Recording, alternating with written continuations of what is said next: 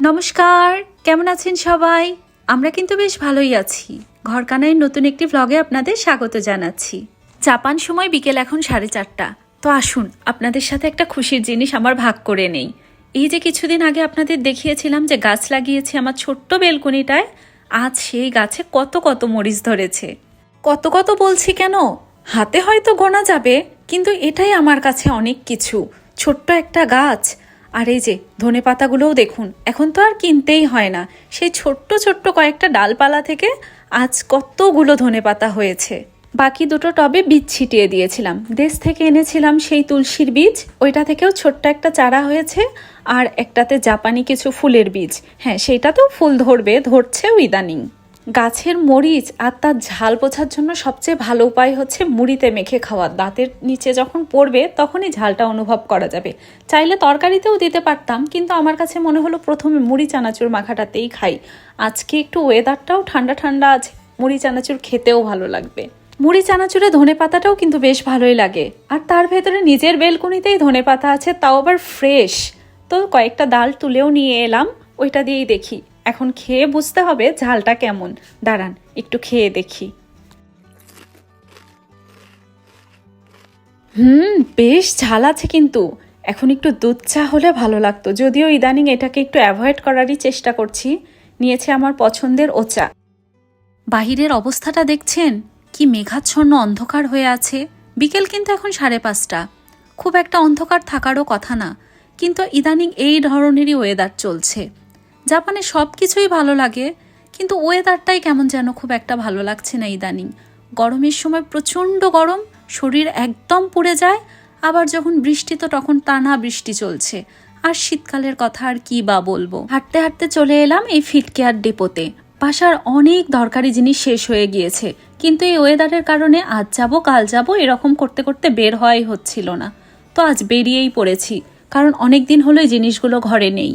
বাড়ি থেকেই হাঁটা পথের দূরত্ব 20 মিনিটের মতো, তাই আর সাইকেল বা গাড়ি না নিয়ে সরাসরি হেঁটেই চলে আসি। বিকেলে হাঁটাটাও হয়ে যায়, বাজারগুলোও সহজেই নিয়ে নেওয়া হয়ে যায়। দেখুন কসমেটিকগুলো কি সুন্দর করে সাজানো। এখানকার একটা বৈশিষ্ট্য দেখেছি, কসমেটিক পেছনে থাকে, আর সেগুলো আপনি টেস্ট করার জন্য সামনে টেস্টার হিসেবে অনেকগুলো রেখে দেওয়াও থাকে। সামনে আবার একটা আয়নাও থাকে, যার যেরকম দরকার মুখের স্কিনের সাথে টেস্ট করে জিনিসগুলো পছন্দ অনুযায়ী নিতে পারে। কত বড় একটা জায়গা জুড়ে চুলের জিনিসপত্র রেখে দেয়া, মানে শ্যাম্পু, কন্ডিশনার, কালারের জিনিসপত্র। এই যে এগুলো রিফিল প্যাকেট। ধরুন বাসায় যে বোতলটা আপনার ব্যবহার করছেন শ্যাম্পুর, সেটি শেষ হয়ে গেলে সহজেই পাশে এখানে রিফিলের প্যাকেট রেখে দেয়া থাকে, সেইটা নিয়ে গিয়ে বাসায় ওটা ভরে ফেলতে পারবেন। আর এটা হলো জাপানের জনপ্রিয় হেয়ার মাস্ক ফিনো, যদিও আমি এখনো ব্যবহার করিনি। নেব একটা বডি ওয়াশ। জাপানে প্রথম যেদিন এই ড্রাগ স্টোরে এসেছিলাম, সবচেয়ে অবাক হয়েছিলাম দেখে এই চুলে ব্যবহারের জিনিস। এত ভ্যারাইটিসের shampoo, conditioner, hair colour product. আসলে এগুলো ব্যবহার না করলেও তো বুঝে ওঠা সম্ভব না কোনটা চুলের জন্য ভালো। এজন্য আমার জন্য সবচেয়ে সেফ হচ্ছে এই সানসিল্ক। এখনও এটা ছাড়া অন্য কোনোটাই যেতে পারিনি। কত বড় একটা শপ, কিন্তু এখানে ঢুকলে সবচেয়ে প্রথমে যে বিষয়টা চোখে পড়ে তা হলো সব কিছু সুন্দরভাবে আলাদা আলাদা সেকশনে সাজানো। তাই এত বড় দোকান হলেও নিজের প্রয়োজনের জিনিস খুঁজে পাওয়া খুব একটা কঠিন হয় না। এই যে দেখছেন, এগুলো হলো সব সবজির জুস। জাপানিরা কিন্তু এগুলো ভীষণ পছন্দ করে, মানে টমেটোর জুস, বিভিন্ন রকম সবজির জুস, গাজরের জুস, আবার বিভিন্ন মিক্স সবজির জুস। সেগুলো আবার বোতলে ছবি দেয়াই আছে, যে যার পছন্দ অনুযায়ী নিতে পারে। আমরা দেশে সাধারণত জুস বলতে মিষ্টি ফলের জুসই বেশি বুঝি, কিন্তু এখানে এই সবজির জুসগুলো একটা স্বাভাবিক পানীয়। অনেকে সকালের নাস্তার সঙ্গে, কাজের বিরতিতে অথবা দ্রুত কিছু পান করার জন্য এগুলো কিনে থাকেন। জাপানের সুপার শপে ঢুকলেই আমার সবচেয়ে পছন্দের সেকশন হলো এই আইসক্রিমের সেকশনটা। দেখুন এত এত ভ্যারাইটিস, চোখ ফেরানোই তো দায়। কিন্তু না, আজ আর নেব না। বাসায় এমনিতেই কয়েকদিন গরমের জন্য টানা আইসক্রিম খেয়েছি, আজ এখানে আর থাকাই চলবে না। নেব এখন একটু রুম আর টয়লেট ফ্রেশনার।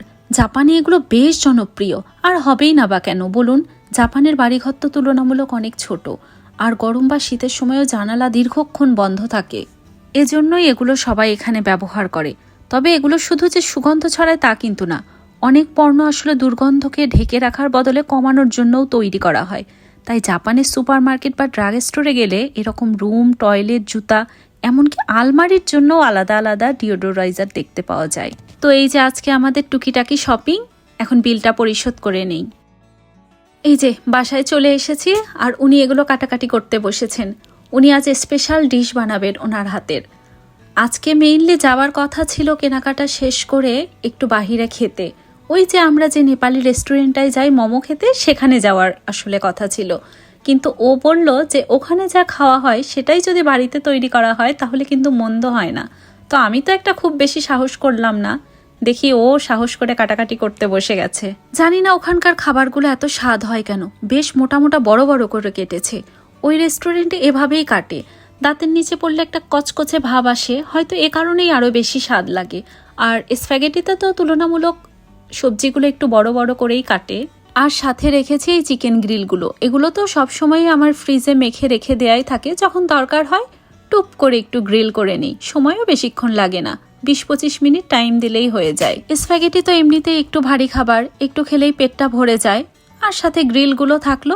জাস্ট রাতের ডিনারে এ পর্যন্তই আজকের জন্য। একদম কম তেলেও আজকে করলো, দেখলেনই তো আপনারা। যদিও ওই রেস্টুরেন্টে একটু বেশি স্বাদ লাগার কথা, ওখানে তেল মশলাটা একটু বেশিই দেয়। যাই হোক, স্বাদের চেয়েও খেয়াল রাখতে হবে স্বাস্থ্যের দিকে। এমনিতেই এই জিনিসগুলো বেশি খাওয়া ঠিক না, তার উপর তেলটা দিলে তো আরও খারাপ। তাই যতটা সম্ভব কম তেল দিয়েই ওয়াজ করেছে। দেখুন বেশ দারুণ একটা কালার এসেছে না, দেখতেই তো একদম লোভনীয় লাগছে। খেতে তাহলে কত স্বাদ হবে বুঝুন। ছেলেটা দীর্ঘদিন বাহিরে থেকে অনেক রান্না শিখে গেছে, ইদানিং খুব ভালো ভালো রান্না করে। এই বিরিয়ানি, এই তেহারি, এই জিনিসগুলো আগে থেকেই পারে, কিন্তু এখন দেখি আরও বেশি স্বাদ হয়। আমার কাছে মনে হয় যার মুখের স্বাদ ভালো তার হাতের রান্নাও ভালো। এই যে হয়ে গিয়েছে একদম গরম গরম ধোয়া ওঠা স্প্যাগেটি। তো চলুন, ওপর দিয়ে একটু ছিটিয়ে দিল স্প্রিং অনিয়ন। এগুলোও ফ্রিজেই থাকে সবসময়, কেটে রাখা, সুপার শপ থেকেই কিনে এনেছিলাম। আর এই যে সসটা নিয়ে নিলাম, এটা দিয়ে মেখে দরকার হলে খাওয়া যাবে। তো গরম গরম আমাদের সব একদম রেডি। আজ এই পর্যন্তই, দেখা হবে পরের একটা ভ্লগে। ততক্ষণ পর্যন্ত সবাই সুস্থ, সুন্দর ও ভালো থাকবেন।